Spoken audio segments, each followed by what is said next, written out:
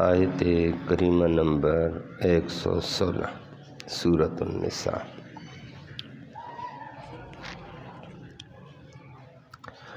الحمد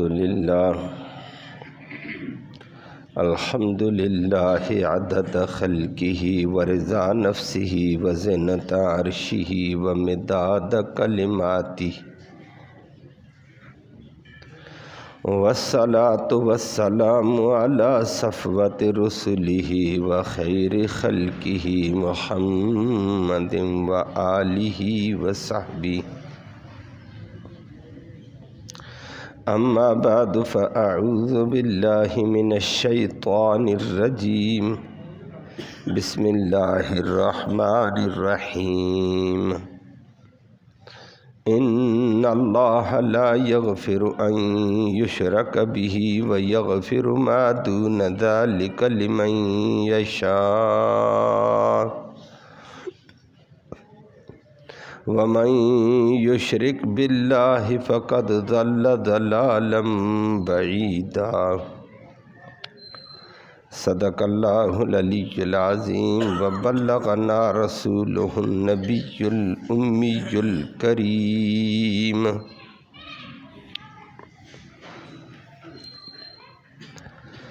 قابل تکریم معزز سامعین کرام، آیت کریمہ میں اللہ نے ایک ایسے جرم کا تذکرہ فرمایا کہ دنیا میں اگر اس جرم کا ازالہ نہیں کیا تو آخرت میں اس کی معافی بالکل نہیں ہے۔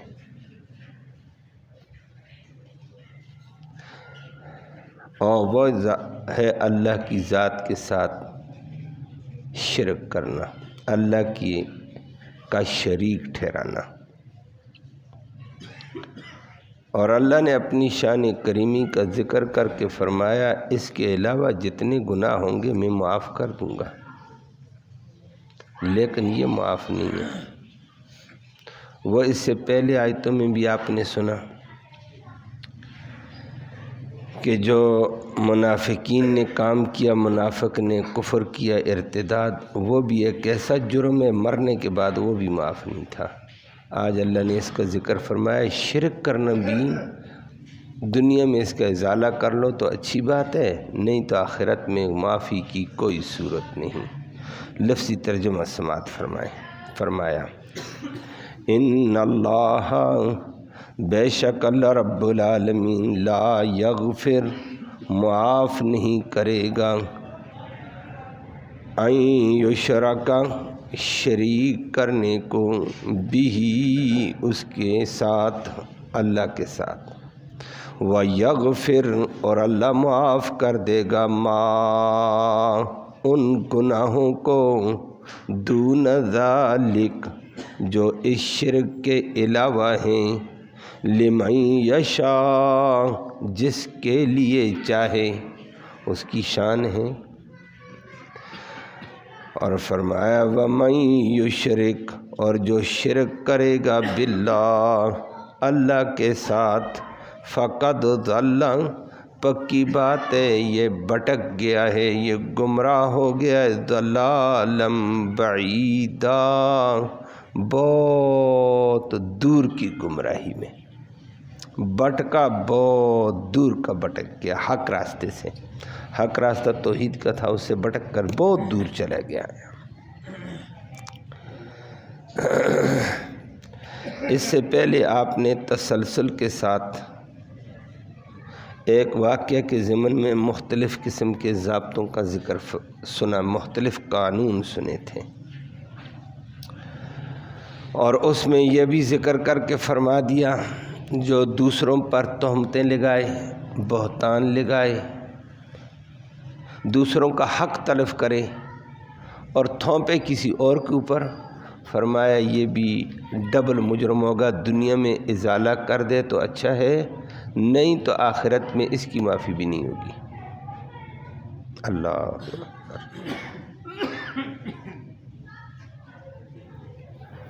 گناہوں کے معاف ہونے نہ ہونے کے اعتبار سے حدیث میں 3 درجے آئے ہیں۔ ایک وہ گناہ ہیں کہ جن کو اللہ چاہے تو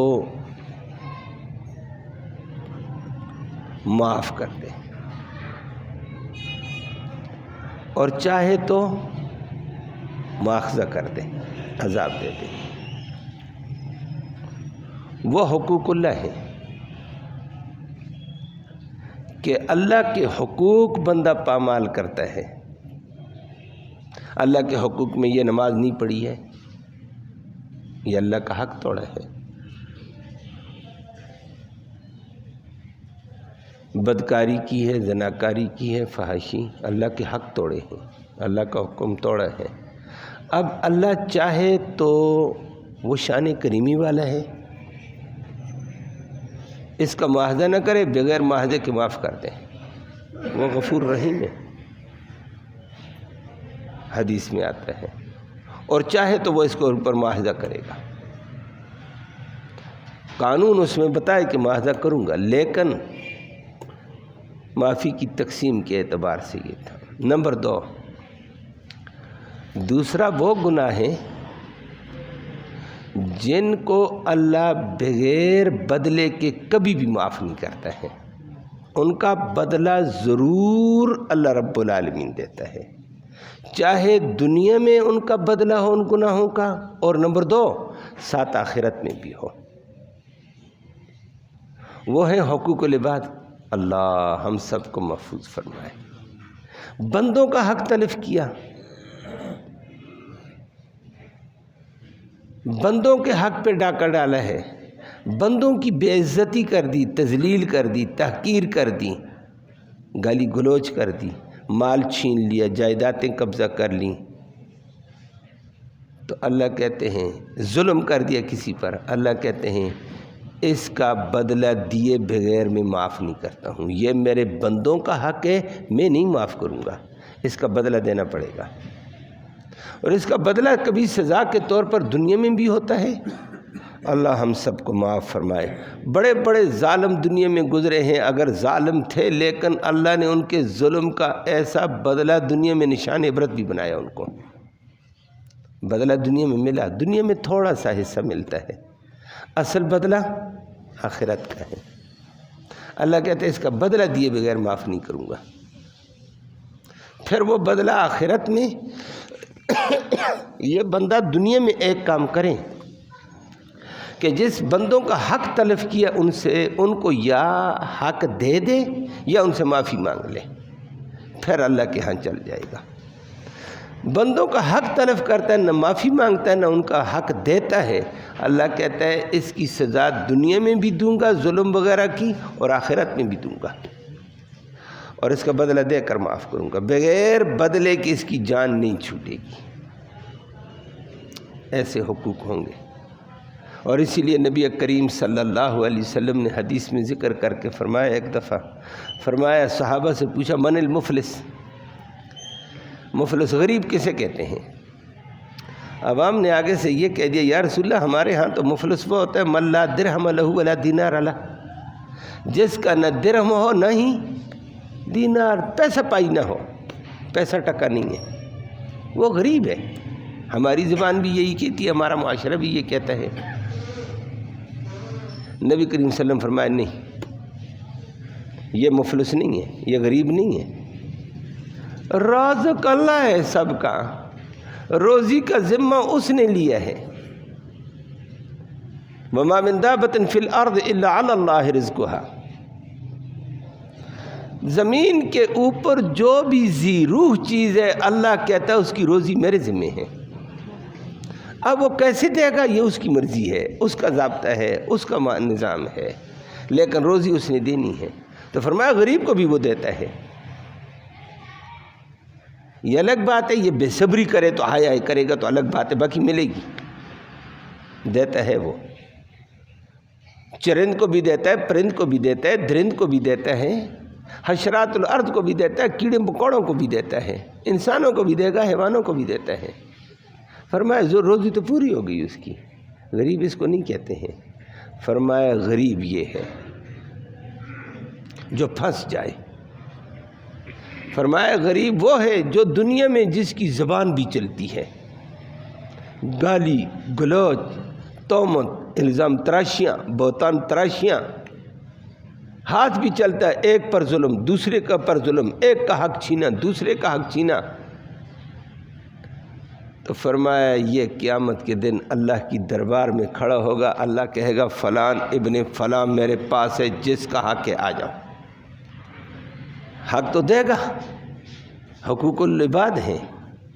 اس وقت ایک بندہ آئے گا، وہ کہے گا ضربنی ھذا، اس نے مجھے مارا تھا، میرا بدلہ دو۔ اب اس کے پاس کچھ تھوڑی بہت نمازیں ہوں گی، کچھ روزے ہوں گے، کچھ صدقے ہوں گے، کچھ ذکر اذکار ہوگا، جو نیکیاں ہوں گی اللہ اس کے برابر اس کی نیکی کو اٹھا کر اس کے حوالے کرے گا کہ یہاں کی کرنسی تو یہ ہے، اعمال ہے، درہم دینار تو نہیں ہے۔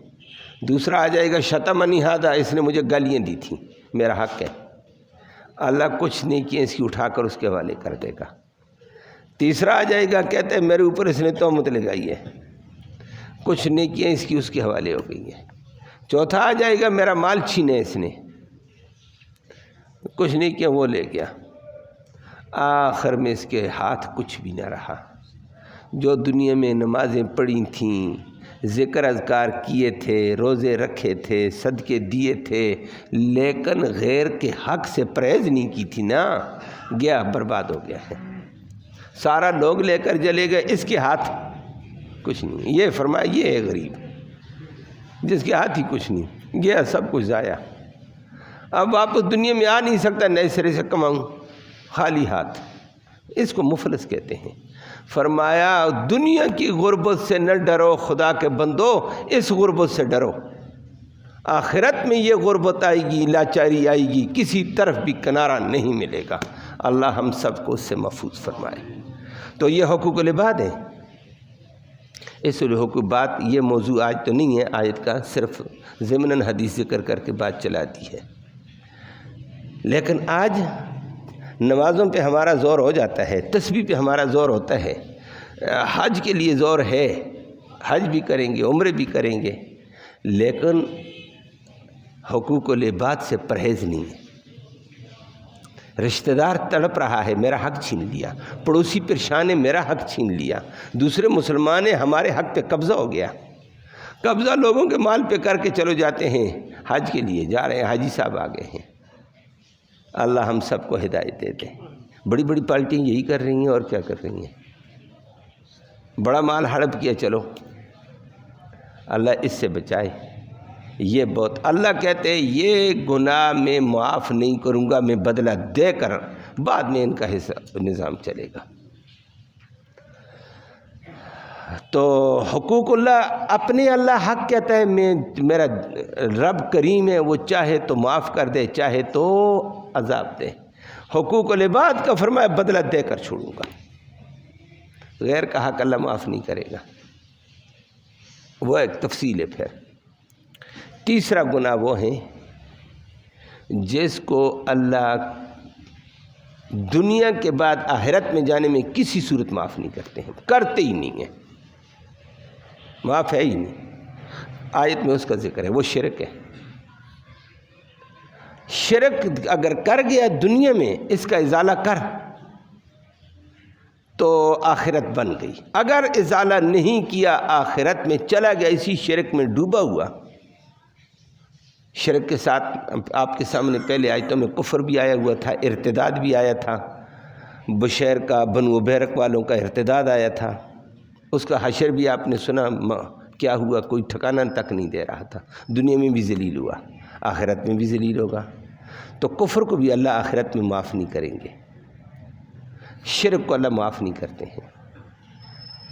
دنیا میں اس کا ازالہ کیا جائے کہ شرک سے بیزاری کر کے شرک کے مقابلے میں توحید الہی کا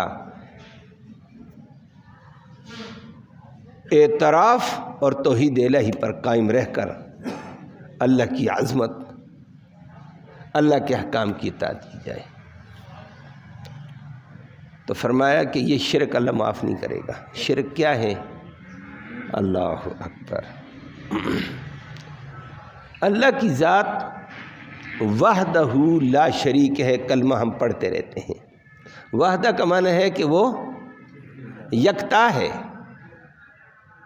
اپنی ذات میں بھی، اپنی صفات خاصہ میں بھی، اپنی قدرت میں بھی، اپنے تصرف میں بھی وہ یکتا ہے۔ لا شریک لہ، اس کا کوئی بھی شریک نہیں ہے۔ وہ اپنی ذات میں بھی یکتا، ایسی ذات ہی نہیں دنیا میں۔ وہ اپنی صفات میں بھی یکتا ہے کہ وہ عالم الغیب ہے، کوئی اور عالم الغیب نہیں ہے۔ یہ کہتا ہے نا بزرگ صاحب جان لیتے ہیں، میرے پیر صاحب بھی جان لیتے ہیں، ہم وہاں جاتے ہیں تو ان کو پتہ چل جاتا ہے ہمارے دل میں کیا ہے۔ او خدا کا بندہ، یہی تو شرک ہے۔ یہ جاننے والا کون ہے؟ اللہ۔ اللہ اپنی صفات میں یکتا ہے، وہ عالم الغیب ہے، وہی عالم الغیب، کوئی اور۔ اللہ اپنی صفات میں وہ مختار ہے، اختیار اس کو ہے، باقی سارے عاجز ہیں۔ وہ مختار کل ہے اور کسی کو ایسا اختیار نہیں۔ وہ اپنی صفات میں یکتا، وہ قادر مطلق ہے، وہ اس کی قدرت اپنی قدرت میں یکتا ہے، جو چاہے جیسے چاہے بغیر اسباب کے جو کرنا چاہے کر سکتا ہے۔ وہ تصرف میں، نظام کائنات میں جو کرنا چاہے کر سکتا ہے، اور کوئی بھی ایسے، اور ہر ایک اس کا محتاج ہے۔ تو اللہ ذات میں بھی یکتا، صفات میں بھی یکتا، نفع دینے میں وہ یکتا، وہی نفع دے سکتا ہے۔ اور وہ نبی کریم صلی اللہ علیہ وسلم کی حدیث کل چند دن پہلے بھی عرض کی تھی کہ نبی کریم صلی اللہ علیہ وسلم اب اکثر یہ دعا پڑھا کرتے تھے جس سے ہر ایک کا غبار چھٹ جاتا ہے۔ اللہم لا مانع لما اعطیت، یا اللہ جس کو تو دینا چاہے دنیا کی طاقت نہیں روک سکتی ہے۔ جو رب دینا چاہے وہ دے گا، کوئی روک، وہ اپنی صفات میں ہے۔ ولا معطی لما منعت، اور جس کو ربا تو نہ دے کوئی دنیا کی نہیں دے سکتا ہے۔ تو دینے والا بھی وہ، لینے والا بھی وہ۔ ولا ينفع ذا الجد منک الجد، یہ غبار ایسا دور کیا ہے اللہ کے نبی اکثر اس دعا کو پڑھا کرتے تھے، اور ایسا فرمایا دولت والے کی دولت بھی اس کو نفع نہیں دے سکتی جب تک رب نفع نہ دے۔ ولا ينفع ذا الجد منک الجد، دولت والے کی دولت بھی اس کو کوئی فائدہ نہیں دے گی ربا تیرے مقابلے میں۔ تو نفع نہیں دینا چاہتا ہے، اس کی دولت نفع، دولت الٹا وبال جان بن جاتی ہے۔ چور آتا ہے پٹائی کر دیتا ہے، ڈاکو آتا ہے اور مصیبت بنا دیتا ہے، طرح طرح کے مصائب اور پریشانیاں آ جاتی ہیں۔ رب نہ چاہے تو دولت کوئی فائدہ نہیں دیتی ہے۔ رب نے فرمایا دولت پہ بھی ذہن نہ جانا، فائدہ دینے والی ذات ہے تو اللہ کی، نقصان دینے والی ذات ہے تو وہ یکتا ہے نفع نقصان میں، وہ اپنی صفات میں یکتا ہے۔ اور بہت ساری اللہ کی ایسی صفات یکتائی والی ہیں، ان میں دوسرے کو شریک نہیں کیا جا سکتا ہے۔ جب وہ اپنی ذات میں یکتا ہے، اپنی صفات میں یکتا ہے، پھر اطاعت اسی کی ہے اور کسی کی نہیں ہے۔ جو قادر ہے، قادر مطلق، مختار ہے، جو چاہے کرے، پھر اطاعت اس کی کرو، اس سے ڈرو اور اس کی اطاعت ہوگی، اور کسی کی اطاعت نہیں ہوگی۔ پھر عبادت بھی پھر اس کی اور کسی کی نہیں ہوگی۔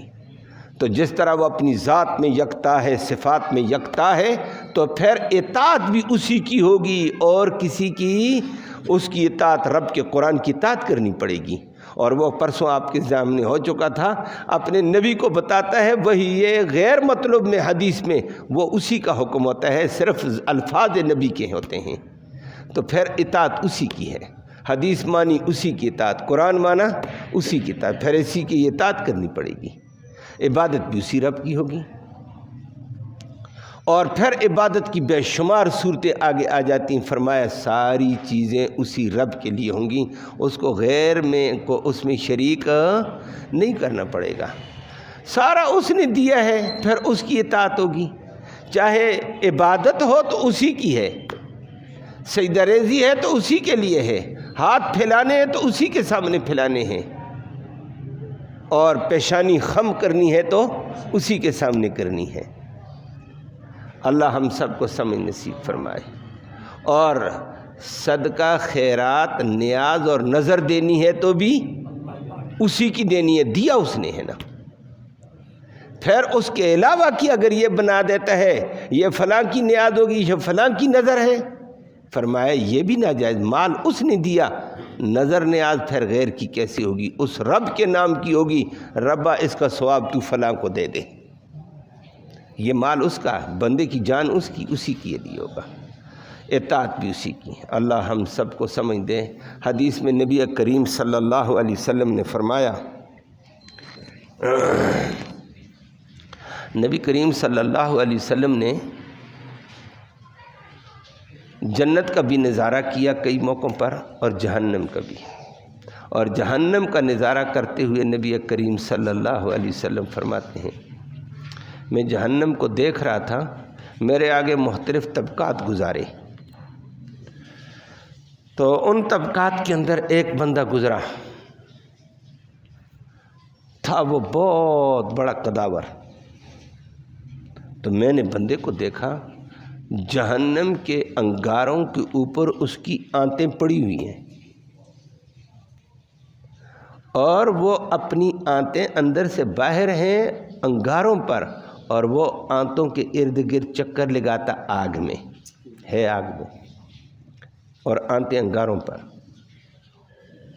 اور فرمایا کہ وہ آنتوں کے اوپر ایسے چکر یدور کا ما یدور الحمار علی الرحا، ایسے چکر لگا رہا تھا جیسے گدھا گنی کے اوپر چکر لگاتا ہے۔ گنی ہوتی تھی پہلے زمانے میں، چکی، پن چکی کے لیے، چکی کے لیے بھی ہوتی ہے، اور تیل نکالنے کے لیے بھی گنی ہوتی تھی، اور چیزوں کے لیے ہوتی، آج کل مشین آ گئی ہے، تو گدھا اس ارد گرد چکر لگاتا تھا، پانی نکالنے کے لیے بھی لگاتے ہیں، بیل نکالتا ہے، فرمایا وہ ایسے چکر لگا رہا تھا، اور میں دیکھ کر بڑا حیران ہوا، تو میں نے پوچھا ہے یہ کون ہے؟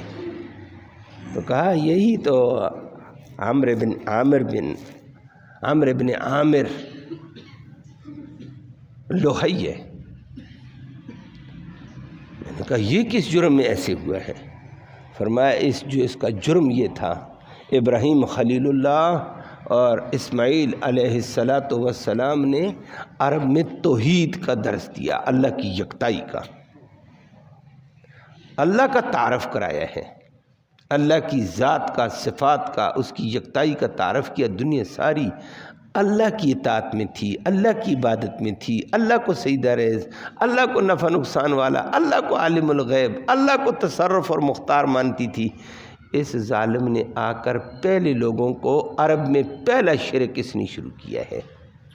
کہیں باہر گیا، دوسرے کسرا کی طرف، فارس کی طرف واپس آیا، وہاں دیکھا غیر اللہ کے نام کی نیاز دیتے تھے، اس نے آ کر بھی جانور سب سے پہلے غیر اللہ کے نام پر چھوڑا ہے۔ وہ فرمایا وَهُوَ أَوَّلُ مَنْ سَيَّبَ السَّوَائِبَ، سب سے پہلے غیر اللہ کی نام نظر دینے والا یہ تھا عرب میں۔ اس کو دیکھا دیکھی سے سارے غیر اللہ کی نظر دینے لگ گئے۔ اب نبی کریم صلی اللہ علیہ وسلم تشریف لائے، ملت ابراہیمی پر 20-22 آدمی تھے، باقی سارا شرک میں ڈوبا ہوا، کوئی لات کے نام کی نیازیں دیتا، کوئی منات کی دیتا تھا، کوئی عزا کی دیتا تھا، کوئی لات کے آگے سوال کرتا تھا، کوئی منات کے آگے تھا، کوئی عزا کے آگے تھا، کوئی ایک جگہ سجدہ ریز، کوئی دوسری جگہ سجدہ ریز تھا، ساری دنیا ڈوب گئی تھی۔ فرمایا اللہ نے اس کو نشان عبرت بنا دیا، شرک کیا۔ فرمایا نبی کریم صلی اللہ علیہ وسلم فرماتے ہیں مجھے بتایا اس کی یہ سزا قیامت تک یہ سزا رہے گی، قیامت کے بعد بھی اس کی یہی سزا۔ اللہ ہم سب کو معاف فرمائے۔ تو شرک کو اللہ معاف نہیں فرماتے ہیں۔ عرب والے بیچارے اس بات سے کتراتے شرک میں تھے، لیکن وہ کلمہ نہیں پڑھتے تھے، ان کو پتہ ہے کلمے کا معنی کیا ہے، وہ عربی دان تھے۔ ہمیں عربی کا لا الہ الا اللہ کے معنی کا بھی نہیں پتہ، ہم لا الہ الا اللہ بھی پڑھتے ہیں، ساتھ شرک بھی کرتے ہیں۔ ہماری قوم میں یہ وبال اور اتنی بڑی غلط فہمی کا شکار، شیطان کہتا تو تو کلمہ پڑھنے والا ہے، تو تو پار ہے، تو نبی کا امتی ہے، تو تو پار ہے، تو تو اللہ کریم کی مخلوق میں سے کلمہ گو ہے، تو تو پار ہے، باقی جو کچھ کرتا کر۔ نہ یہ شرک کی والی بیماری قرآن نے ذکر کر دیا۔ اللہ کسی صورت میں معاف ادھر دنیا میں ہے معافی، شرک سے توبہ کر، توحید الہی قبول کر، معاف۔ الاسلام یہدم ما کان قبلہ، جب کلمہ پڑھ سچے دل سے اللہ رب العالمین سارے گناہ معاف کر دے گا، لیکن کلمہ ہو لا الہ الا اللہ معنی کے ساتھ، فرمایا سارے معاف ہو گیا، اس کے مفہوم کے ساتھ ہو، اپنی ترتیب کے ساتھ نہیں ہوگا۔ تو اللہ نے آیت کریمہ میں فرمایا شرک کو اللہ معاف نہیں کریں گے۔ اور شرک میں بہت ساری چیزوں میں ہوتا ہے، یہ نظر میں شرک ہے، نیازوں میں شرک ہوتا ہے، منت غیر اللہ کی دو، یہ شرک ہے۔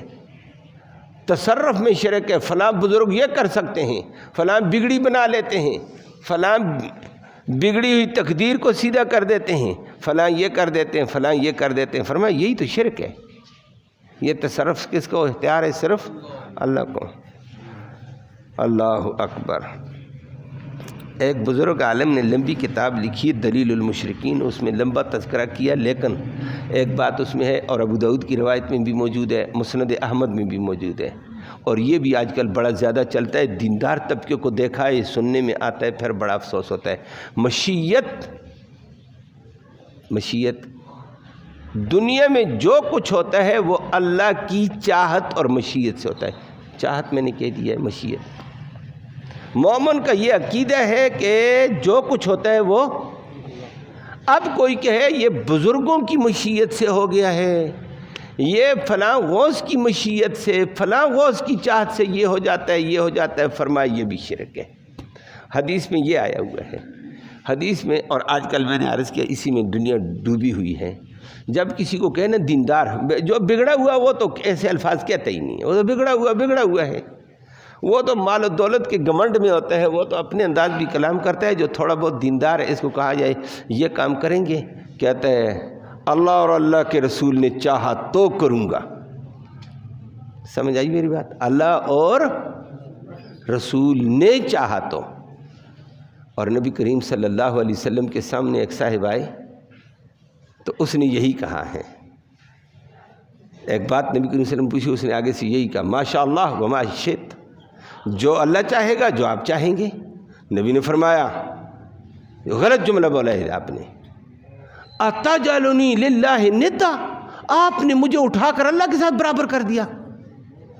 یہ مشیت اور چاہت اللہ کی چلتی ہے اور کسی کی نہیں چلتی ہے، اور یہ عام دیندار طبقے کی زبان میں جب آتا ہے یہ شرک ہے۔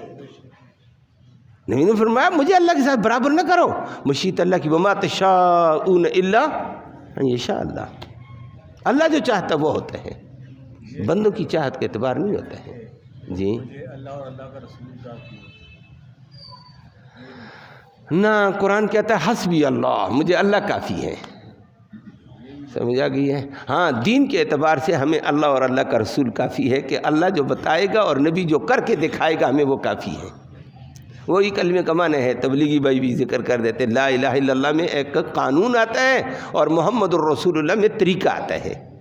وہ ٹھیک ہے کہ لا الہ الا اللہ میں قانون اور احکام اللہ کے ہوں گے، توحید اللہ کی، احکام اس کے ہوں گے، محمد الرسول اللہ طریقہ محمد الرسول اللہ کا ہوگا۔ اس اعتبار سے کہے تو ٹھیک ہے، ایسے کہ مجھے اللہ اور اللہ کا رسول عام معاملات میں کہے کافی ہے، نہیں ہے کافی، اللہ ہی کافی ہے۔ حسبی اللہ، اللہ کافی ہے، اللہ کے علاوہ کوئی کافی نہیں ہوتا ہے۔ خود نبی کو بھی اللہ کی کفایت کی ضرورت ہوتی ہے۔ اللہ جیسے وہ الف لام میں اکثر لوگ فرماتے ہیں کہ اس کا اللہ اللہ کا رسول اس کا معنی نہیں آتا۔ یہ بات میں نے بڑی تفصیل سے پہلے کی ہوئی ہے، کئی دفعہ کی ہے، یہ انشاءاللہ کریں گے آپ کی بات کو۔ جو لوگ معنی کرتے ہیں غلط کرتے ہیں، یہ اس کا نہیں ہے معنی، اس کا معنی ہی نہیں ہے۔ علماء محققین محدثین کہتے ہیں ان کا معنی ہی نہیں ہے، اس پر میں نے تفصیلی بات کی تھی۔ اچھا ہاں، یہ جو معنی نکالے ہوئے لوگوں نے اپنی بناوٹی باتیں کی ہیں، میں اپنا معنی کروں گا غلط، آپ اپنا معنی کریں گے غلط۔ معنی وہ ہوگا جو رسول اللہ صلی اللہ علیہ وسلم نے ہمیں سمجھایا ہوگا اور نبی کے شاگردوں نے ہمیں سمجھایا ہوگا، ہم وہاں سے چلیں گے، اپنی طرف سے نہیں چل سکتے ہیں۔ اللہ سب کو سمجھ نصیب فرمائے۔ اس آپ کی بات کے اوپر آگے چل کر بات آنے والی ہے۔ جی، تو یہ نبی کریم صلی اللہ علیہ وسلم نے مشیت پر رد کیا ہے، فرمایا ایسے نہ کرنا، آپ نے مجھے اللہ کے ساتھ شریک ٹھہرا دیا ہے۔ اور نبی کریم صلی اللہ علیہ وسلم مسند احمد کی روایت میں آتا ہے، نبی نے فوراً فرمایا قل ما شاء اللہ وحدہ لا شریک لا، یہ کہو فوراً، ازالہ کر پہلے والا شرک معاف ہو جائے گا، نہیں تو نہیں معاف ہوتا ہے۔ قل کہو یہ ما شاء اللہ ہوگا وہ جو اللہ چاہے گا، وحدہ وہ یکتا ہے اپنی مشیت میں بھی، لا شریک لہ مشیت میں بھی اس کا کوئی شریک نہیں ہے۔ یہ کہنا غلط ہے۔ اللہ اور اللہ کے رسول نے چاہا تو یہ کریں گے، بھائی اللہ نے چاہا تو کریں گے، ٹھیک ہے۔ اللہ ماشاء، آپ جو عربی کا لفظ ہے آپ پڑھتے رہتے ہیں، آپ کو بھی پتہ ہے انشاءاللہ یہ کروں گا، وہ تو ہے انشاءاللہ، اگر اللہ نے چاہا تو یہ کروں گا۔ یہ ساتھ ایک اور جوڑ دیتے ہیں، یہ کہتے ہیں انشاءاللہ ورسولہ، اگر کوئی ایسے کرے گا تو غلط ہے نا، بات بدلی ہے، بات تو وہی ہوئی ہے۔ جب عربی کا جملہ عام آپ کی زبانوں میں ہے انشاءاللہ ہے، اللہ یکتا، اللہ کی مشیت کا ذکر ہے، دوسرا ساتھ نہیں چلتا ہے۔ اللہ نے چاہا تو، اللہ کے رسول نے چاہا تو یہ کریں گے، اللہ اور اللہ کے رسول نے کیا تو یہ کریں گے، نہ اللہ نے کیا تو یہی ہوگا، اللہ نے اجازت دی تو ہوگا، ساتھ کسی اور کی مشیت نہیں چلتی، اللہ ہی ہے، وہ یکتا ہے، اپنی مشیت میں بھی، اپنے تصرف میں بھی وہ یکتا ہے، اپنی قدرت میں بھی وہ یکتا ہے، اس کے ساتھ کوئی اور شریک نہیں ہے۔ اور یہ باتیں غلط ہوتی ہیں، اور پھر اسی غلطی میں اگلی بات آ جاتی ہے، ویسے بات چل گئی آگے، آیت کا مفہوم لے کر جانا تھا، شرک کا مفہوم بیان کرنا، شرک کیا ہے، پھر آگے بات آتی تھی۔ اسی کے ساتھ جس طرح اللہ اور اللہ کی رسول کی مشیت، اس کے ساتھ ایک اور کہہ دیتے ہیں عوام، اور بڑا پکا ٹھوک کے کہتا ہے اللہ اور اللہ کے رسول کی قسم میں یہ کروں گا، اللہ اور اللہ کے رسول کی قسم، قسم صرف اللہ کی ہوتی ہے، تو نے قسم میں نبی کو شریک اللہ کے ساتھ کیا، یہ شرک ہے، اور بنتا دیندار ہے، اور بڑا ٹھوک کے جملہ بولتا ہے کہ میں پکا دیندار ہوں جی، میں نے قسم اٹھائی اور اللہ کا نام لیا، اللہ کے رسول کا۔ نبی نے فرمایا لا تخلفوا بآبائکم، اپنے والدینوں کی قسمیں بھی مت اٹھانا۔ بعض لوگ کہتے ہیں باپ کی قسم، ماں کی قسم۔ آج کل ایک اور شر نظر آتی ہے، لڑائیاں آتی رہتی ہیں لوگوں کی، عورتوں کی، عورتیں اس میں زیادہ آئی ہوئی ہیں، عورتوں کو دیکھا دیکھا مرد بھی پرلے درجے کے جاہل ہو گئے ہیں، اللہ معاف فرمائے۔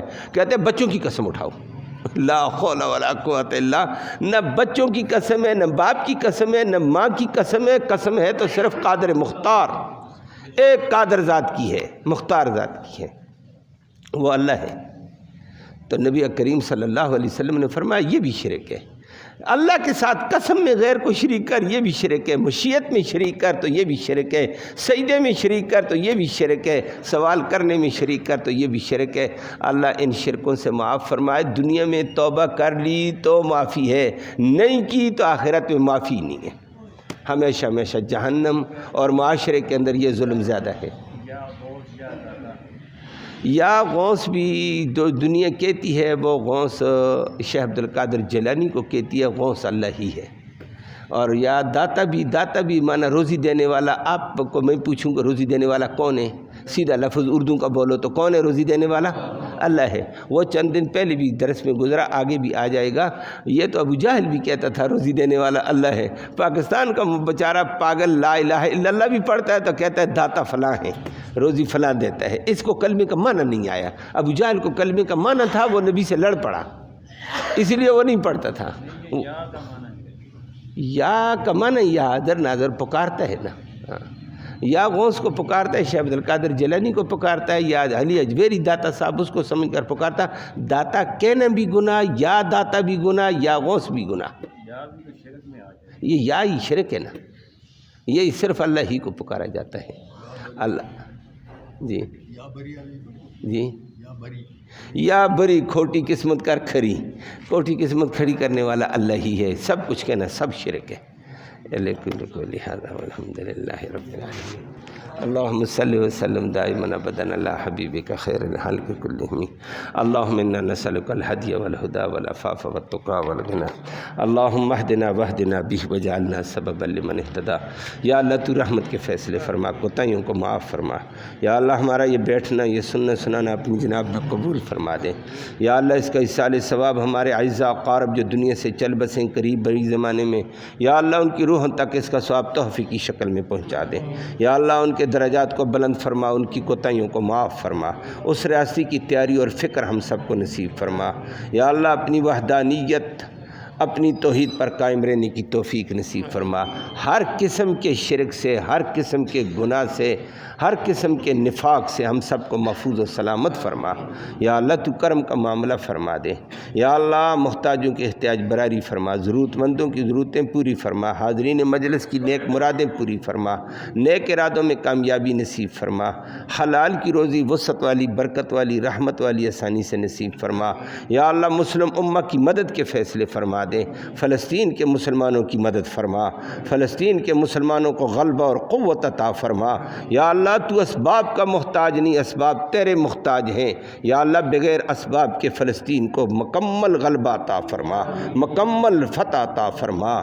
یا اللہ اس کے مقابلے میں صہیونی یہودی طاقتوں کے اسلحے کو معطل اور بیکار فرما دے۔ یا اللہ ان کی دولت، ان کے اسلحے کے غرور کو خاک میں ملا دے۔ یا اللہ ان ظالموں کی بربریت سے، فسطائیت سے فلسطین کے مسلمانوں کو محفوظ و سلامت فرما، دیگر مسلمانان عالم کی بھی مدد فرما دے، جہاں مسلمان مظلوم ہیں یا اللہ ان کی مدد کے فیصلے فرما، ظالموں کو اپنی گرفت میں گرفتار فرما۔ یا اللہ ہم سب کو دین کے تقاضوں پر چلنا نصیب فرما، مرتے وقت کلمہ ایمان نصیب فرما، آخرت میں اس قرآن مقدس کی نبی کریم صلی اللہ علیہ وسلم کی شفاعت نصیب فرما۔ صلی اللہ تعالی علی خیر خلق محمد و آلہ وسلم۔